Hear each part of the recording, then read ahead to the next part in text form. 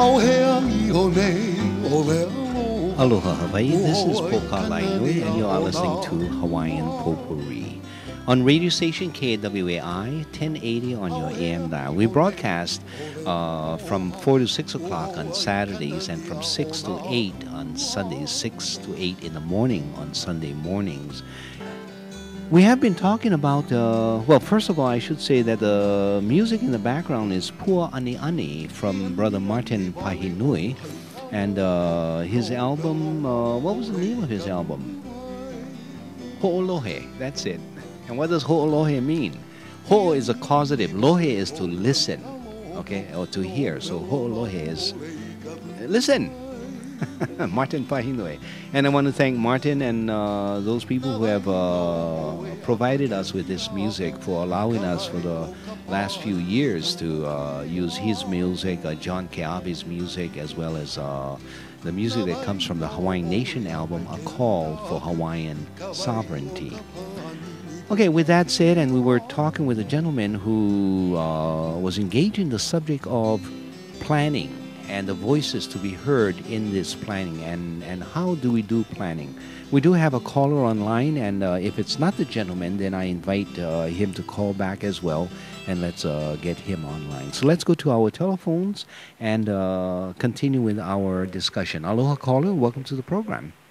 Aloha Poka, Yes. it's still me. Yes, go ahead. You know, like even what you mentioned about people that are into building bombs, and they say, why don't we build companies here to assist them, and that for them to have an occupation here. Again, for myself, I've always known the years of the University of Hawaii doing what they did. It was to promote Western ideas. And so every time another local child said, or we're led to believe, what are we going to do? I mean, you know, we need to create more jobs for ourselves. The problem was the contamination of the outside forces coming upon our world and trying to lead us in a different direction. Yeah. And that just it has always infuriated me, even when I was at the university back in the 70s. I knew better. Yet I've always said, get with the program. Yeah. Where are you at? Whose home are you in? Learn my cultural ways. That's the beauty of truly being able to travel in different parts of the world. Yeah. There's purpose to discovering the fabulous differences. No make everybody become the same like what the U.S. is trying to do, and has convinced all these outsiders that have arrived on our shores and used us as a stepping stone to the concerns and needs of the U.S., not of Hawaii. Just like what happened, you know, for that 9/11 Yes. in New York City. You know what really pissed me off as a Kanaka Maoli and a person that's deserving of continuing to be myself, being that I exist still as a Kanaka Maoli, my entitlement. This is my home, period. No discussion. The problem is, you know, when that happens, and then they close off our airports whereby we could not even, as Kanaka Maoli, to go properly greet our guests arriving on our shores with a fresh flower lei. That just killed me. Yeah. And so that has been deteriorating in me since 9/11. They pushed their BS, and they affected my part of the world. And just that simple, beautiful, wonderful way of greeting properly a guest arriving on our shore with a lei and a heartfelt Embrace. Gift. Yeah. I mean, that just, it was like such a rip out of my culture. And not to be able to say even goodbye properly. Yeah. And, you know, that kind of stuff, people need to understand, this is my part of the world. I still exist, and that's what's fabulous about why people have been attracted to my part of the world. They were coming to meet with my kind of people in this part of the world. And just like about 2 or 3 months ago, there was a woman that has relocated here from like the Philippines because her son was in the U.S. military. But he went, after he got out of the military, he went back to the Philippines. she left his mother here because she could have a beautiful little apartment at the Harry and Jeanette Weinberg building with cheap rent, and but yet she nothing but complains about why. I mean, when she asked me this question a few months ago, why do you folks give lays? What's that all about? I was totally shocked. I mean, I said, that's enough. You need to go back to where you come from. You either need to get with the program and understand where you're at and the significance of being able to just smell the fragrance of a gift that has so much, if you understand what it's all about, even that simple gesture of even giving you one blossom of a ginger stalk, yeah? And being able to comprehend the power of that gift. If you don't get it, you don't belong here. We're just an island. We're not a continent where we can afford ourselves to be bombarded with such abundance of ignoramuses arising here. Enough with this. So for myself, I find it rather difficult. At times, listening to your show, I was just like, well, I have to call. I had to call. I mean, even to be involved with Save Oahu Farmland. Yes. Listening to this group of people that were coming from the angle of, what do we do? What do we do? I said, the problem is, you're Americans. You're thinking Americans. You're being Americans. The Kanaka Maoli has always had it right. We would never do this to our invaluable agricultural lands and cover it up with concrete and all for money. That's the problem. Yeah. You folks are the problem. It's your system. And I couldn't handle participating in that group anymore. I could not handle it. I had to dismiss myself because I said, I am Kanaka Maoli. We've always had the answers. All the indigenous peoples of the world are the ones, really, are with the answers. Yeah. And even just like 2 weeks ago, there was a special on PBS concerning the Amish people in the continental USA. I found it just rewarding listening to this program, to our program. And the thing that I found, the 2 points that I got out of that was, one was that the Amish were saying, the U.S. has constantly gone upon them and said, why don't you put up a flag and say the Pledge of Allegiance to the flag of America, because you're in America, yeah? And the thing that was interesting was that their concern was that they thought our pledge is to the Lord, not a flag. And that the U.S. was the only place in the world, according to the Amish, that pledged their allegiance to a flag. And they couldn't connect with that. Understand, you're in my home. Don't look at Hawaii as being typical U.S., where you just insignificantly just step on us as a stepping stone to the continental U.S. and think you're entitled to your view. No, we're better than that. The Kanaka Maoli is so much better than that. As long as I still exist as a Kanaka Maoli, I'm knowing that is the best thing you could have ever done to understand where you're at. Just pay me proper homage, pay me proper respect in my home. It's not for the other way around. No. No, just like the American Indians, it pains me to go through the continent of the U.S. knowing all that they're going through. I have such pain for them, and I can feel I'm just knowing we're on the same page. For those that are not on the same page, go find another book somewhere else. No coming to my book here. No, it's not working. It doesn't work. So I thank you very much for allowing me to express my manao. Yeah, well, before you go, let me say that it was about 1990, maybe 91, 92 when I first got into radio. And I was doing a program. It was called A Second Glance on Hawaii Public Radio. And I would do a lot of interviews with different individuals, and I had done a lot of traveling internationally. And when I come back to Hawaii, I would do these interviews. Someone asked a question, well, how do we hear from the other voices? The other opinions. And my response was, this is the other opinion, because you folks control so much of the media that this is the other opinion. And I reflect on that because of your expressions. This is the other opinion that we don't hear enough of. So I thank you very much. Yes, we don't need to hear of the other. It's actually opala. It's not a gift. It's an opala. It's excess trash.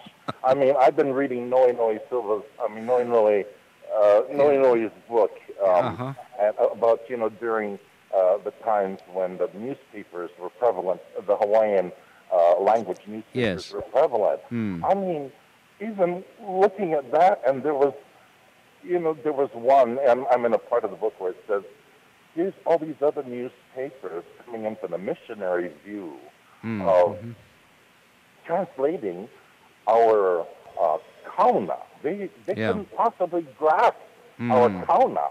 So if it wasn't for our Hawaiians creating our own newspaper to get our kauna across, it was necessary.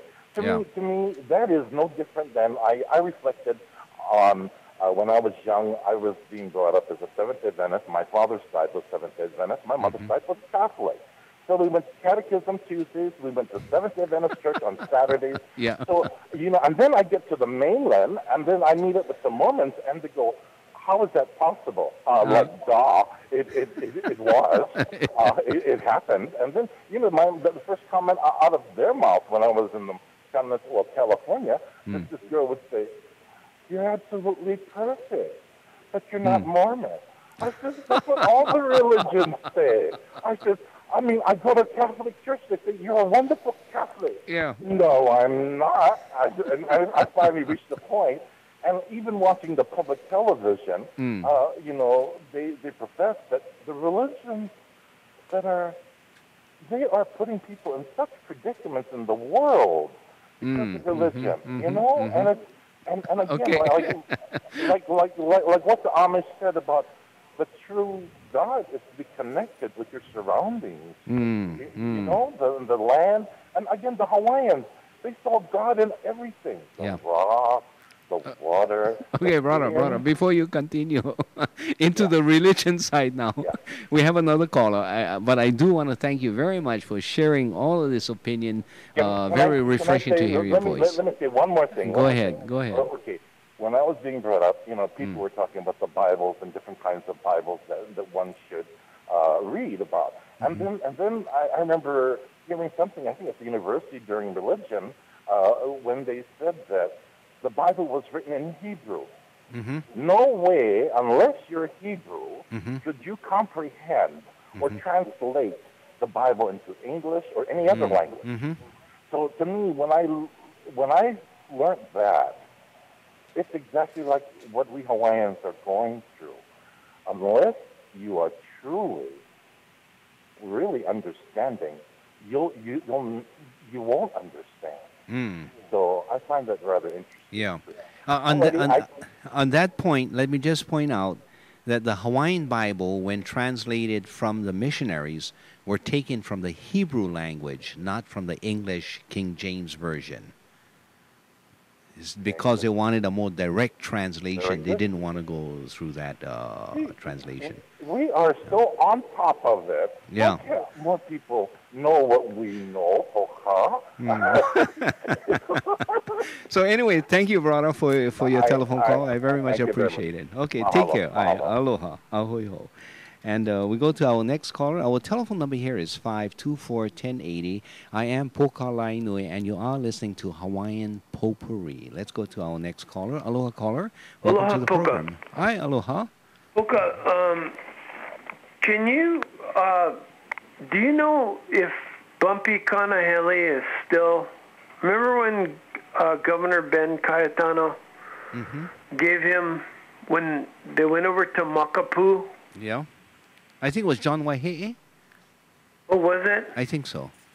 But I remember the incidents, yes. But what were your question? Puka, and then there was like this whole visual in our face stuff, and get them off the ridge, get them off the beach, stick them over in a little parcel of land in the back of Waimanalo. Yeah. And then the trade was made, giving him some homestead land up in the Waimanalo area. Yeah. Okay. Yeah, but did you have a particular question, or was that the point? Because we were having a discussion among our ohana in Aina, and everybody was going like, is Bumpy still over there in Waimanalo? And yeah, he still has his village up there in Waimanalo. A village, Poka. Yeah, his village. Bumpy's village. Yeah, I don't know if it's called Bumpy's Village, but it's a kind of funny name, yeah, Bumpy. I didn't mean to sound disrespectful. Sorry. Yeah, no, I know. But it's above this farm. What's brother's name? Olomana Gardens. Just beyond Olomana Gardens. Yeah. And they're still there to this day. That's what I understand. That's correct. I know, Puka, because nobody knew, and I thought, well, I'm gonna call. Ah, so what? Because I'm such an old guy that now you got to call me to get all this background information. First of all, wasn't Ben Cayetano, was John Waihe'e, who was governor at that time, and what was happening was that Bumpy, they were getting kicked off of the beaches in the Waimanalo area, and then it just reached a point they were so upset about it, and then they held out.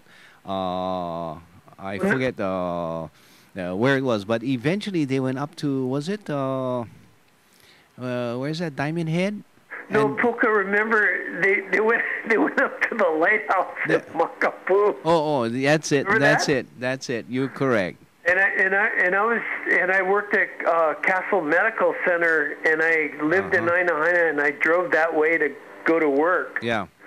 And and then when the SWAT teams and everything started hanging around at the bottom of the road, right? Yeah. And then I went, what? Oh, my God. You know, what happened was that my understanding is that John did not want to move in with the SWAT team or with the cops or anything, because if they were resisting and, okay, so you had a standoff, so it's cool, just leave them alone. But when they heard that the other side had brought in guns, then they said, hey, we cannot let them get away with that. And so the SWAT team came in, and they had to put a stop to it, which was good, because you cannot allow this kind of craziness and then somebody get shot. And probably you're going to be shooting at your cousin or somebody else, and then later on after POW, then you find out, oh, that was Uncle so-and-so's son, and, and then you get into this real tragedy. So Waihe'e, from my understanding, stepped in and says, okay, this went a little bit too far, so let's see if we can find some other solution. Now, what happened was that John then had to suffer the brunt of the attack when people say, hey, how come you ain't give Bumpy the right to get ahead of the line when all the rest of us Hawaiians were waiting for our piece of the action? Right. And so, but John was stuck, so...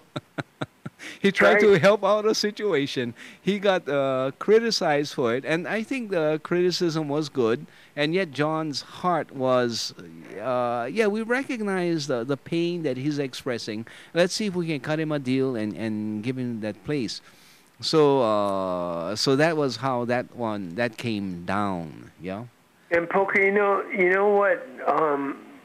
You were so good at recalling a lot of that.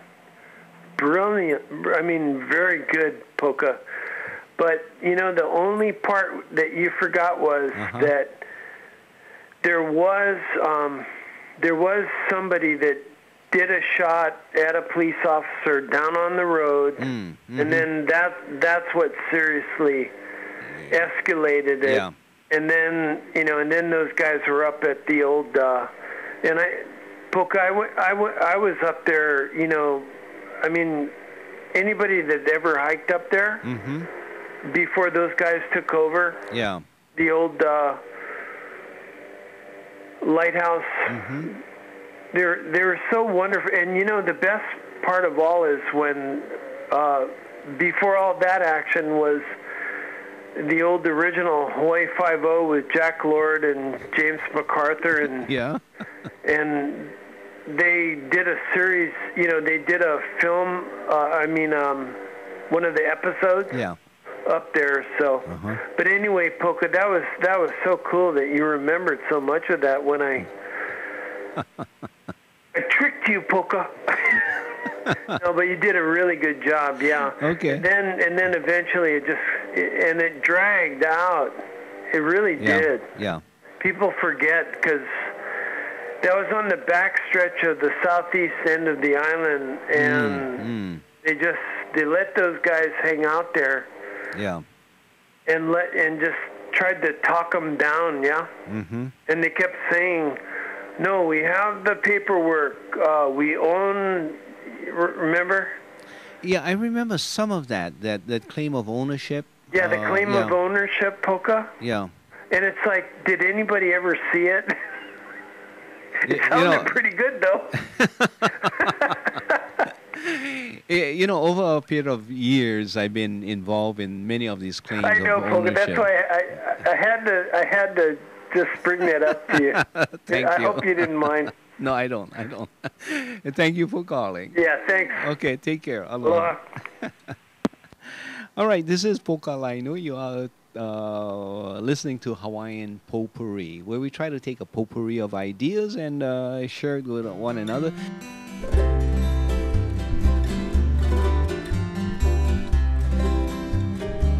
Kaulana na pua o Hawaii,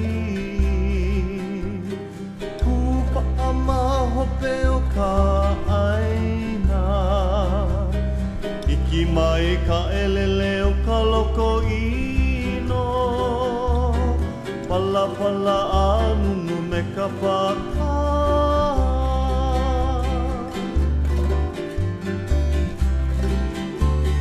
Pane mai Hawaii moku o ke ave, Koku ana honoa o Pilani, Ka ko'o mai kaua I o mano, Pa'aku me ke one o ka kuhi hewa.